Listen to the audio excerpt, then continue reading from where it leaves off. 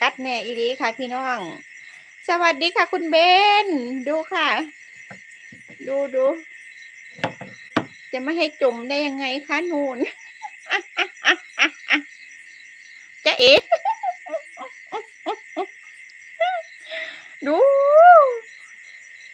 เฮ็ดบาปข่อยอีหลีนี่ โอ้ยบางแน่พี่น้อง หนูยังสมาเป็นตาสั่งคักแน่แท้ค่ะจะเอ๋โอ้ยเบิ่งแหน่อุตส่าห์นะซักแล้วก็ใส่ถุงสินะบอกว่าโอ้ยกว่าจะทำได้นี่นะไม่รู้ว่าอีกนานไหมนี่นู่นดูโอ้ยสิบ่ให้ข่อยจมได้จังได้นี่เบิ่งแหน่พี่น้องหนูอิหยังสิมาเฮ็ดคักเฮ็ดแหน่กะดะกะโดแท้ป๊า